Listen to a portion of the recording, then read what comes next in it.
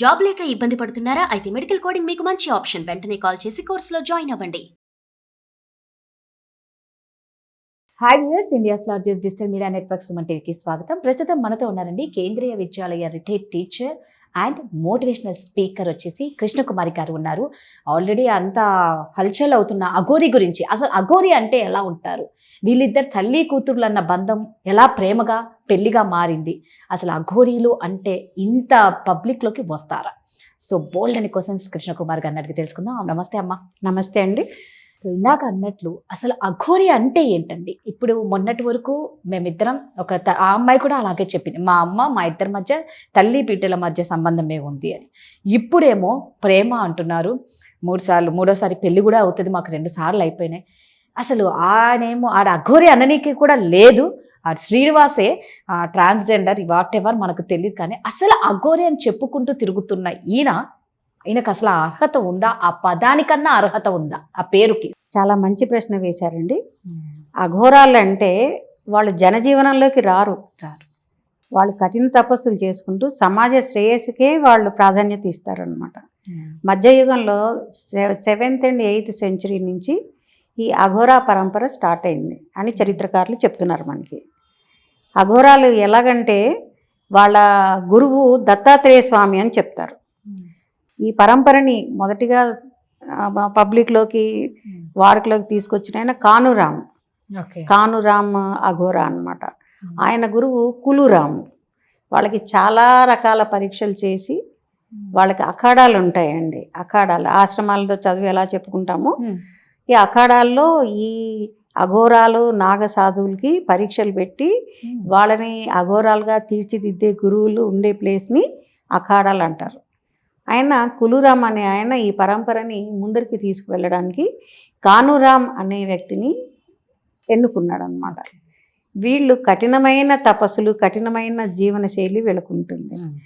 ఇంకోటి జనం ఏమనుకుంటారంటే సామాన్యంగా అఘోరాలు ఎందుకని శ్మశానాల్లో ఉంటారు, బూడిద ఎందుకు రాసుకుంటారు, ఎముకల్ని పుర్రెల్ని ఎందుకు వీళ్ళు ఆభరణాలుగా ధరిస్తారు అంటే దానికి కారణం ఏంటంటే ఈ అఘోరాలు మామూలుగా అందరికీ ఉండేటువంటి ఎమోషన్స్ ఏమీ లేకుండా వాళ్ళ మనసు ఎంతసేపు తపస్సు శివైక్యంలో లీనమవ్వడానికి వాళ్ళు శ్మశానాల్లో ఉండి ఒక రకమైన వైరాగ్యం పొందుతారు.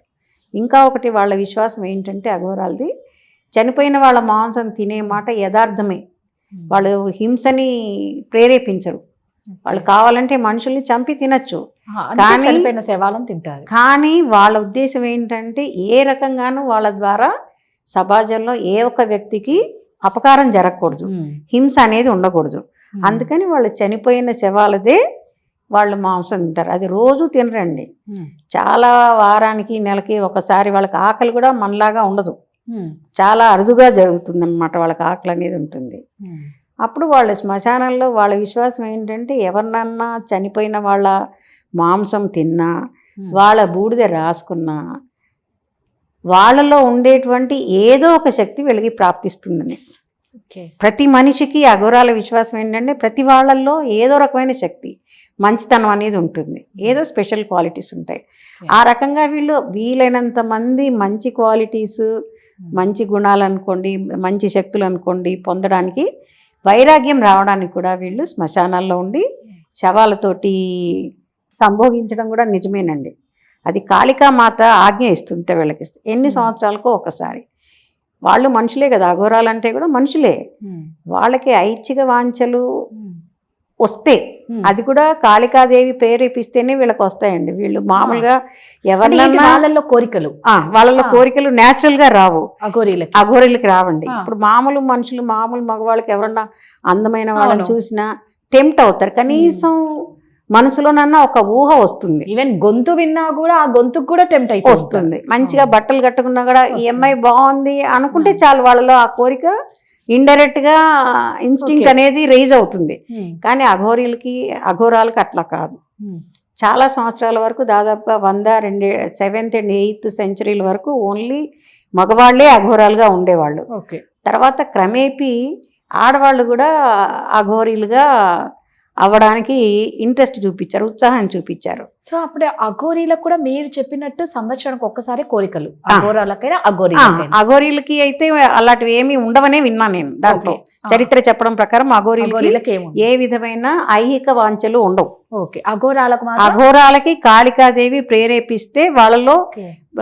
ఏమైనా అణగారిపోయిన కోరికలు ఉంటే అవి కూడా పోయి వాళ్ళు ఇంకా ఎక్కువగా వాళ్ళ తపస్సుని కంటిన్యూ చేస్తారని చెప్పేసి కాళికామాత వాళ్ళకి ప్రేరేపిస్తుందిట. అంటే వీళ్ళు అలాంటప్పుడు ఎటువంటి శారీరక సంబంధాలు కూడా అంటే ఏదైనా కోరిక తీర్చుకోవాలంటే కూడా వీళ్ళు ఏం చెయ్యరు. వీళ్ళకి రాదు, కోరిక రాదు. ఆ కోరిక వచ్చినప్పుడు కాళికాదేవి ప్రేరేపిస్తే వీళ్ళకి వస్తుంది ఆ కోరిక. అప్పుడు ఏం చేస్తారు? అప్పుడు శవాలతోనే కోరిక శవాలతోటే వీళ్ళ కోరికను అంటే తీర్చుకుంటారు. ఎందుకంటే అలా అంటే శవాలు అంటే అప్పుడు ఏంటి నాకు అర్థం, శవాలతోనే ఎందుకు వీళ్ళు అనేసి. చెప్పాను కదండి, వాళ్ళు ఎవరికి ఏ విధమైన హాని తలపెట్టరు. ఇప్పుడు శవాలు అనుకోండి, వాటికి ఏమి అక్కడ శ్మశానాలు వదిలేస్తారు, వెళ్ళిపోతారు. అది చలనం లేని బొమ్మ కదా. అవును. వీళ్ళు వాళ్ళ వాంఛ తీర్చుకున్నా కూడా చనిపోయిన వాళ్ళకి ఏ విధమైన ఎఫెక్ట్ ఉండదు కదా. అవును. సోల్ ఉండదు కాబట్టి, సోల్ ఉండదు కనుక ప్రాణం ఉండదు కదా.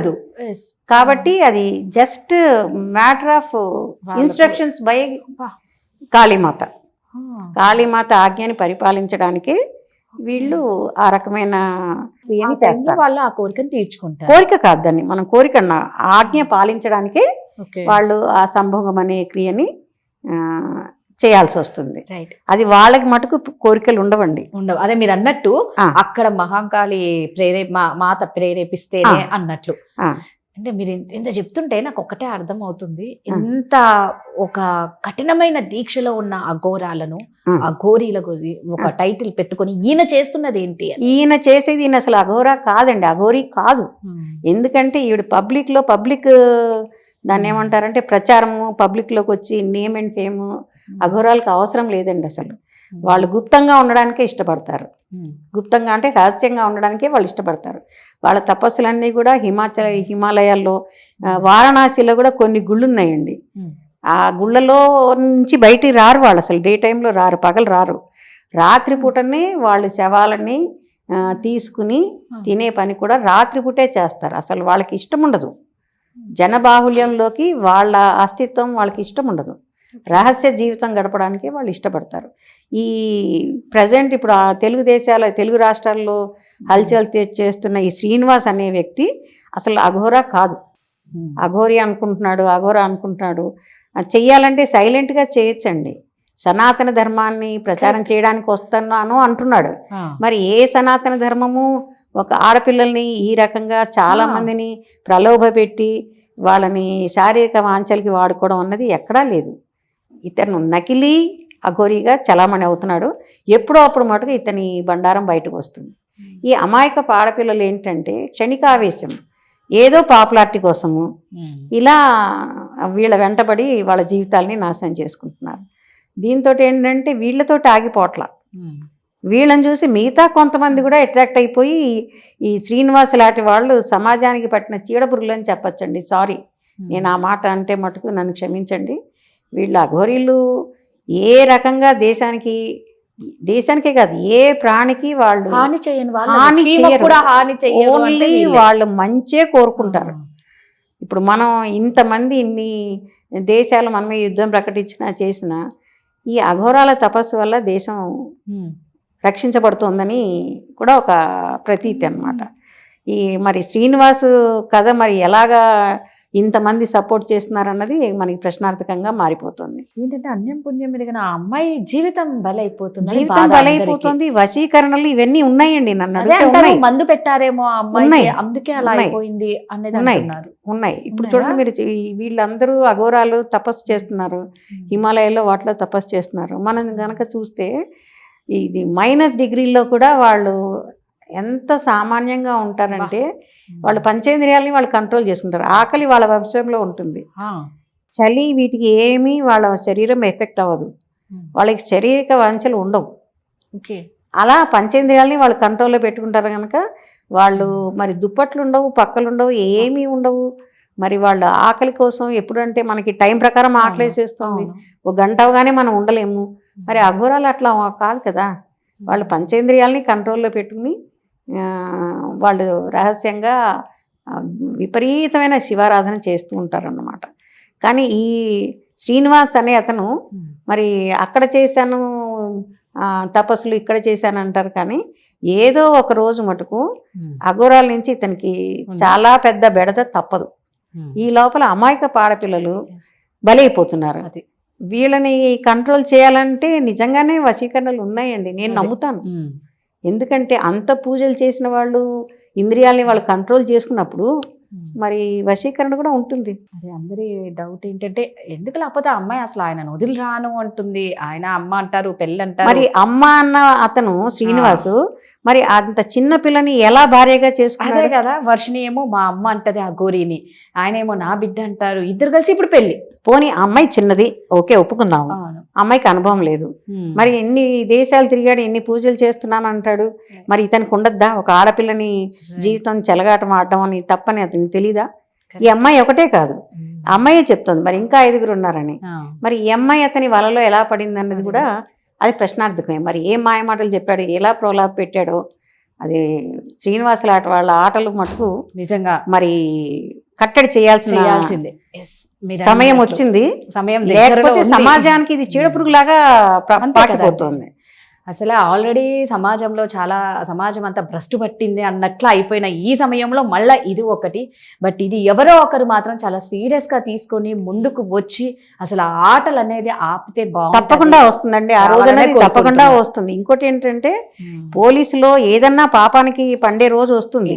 ఈ అఘోరాకు కూడా ఒక రోజు వస్తుంది. ఏమన్నా అంటే మేము మేజర్లో అంటారు, మేజర్లని ఇష్టం వచ్చిన పనులు చేయడానికి లేదు కదా. Some day will come.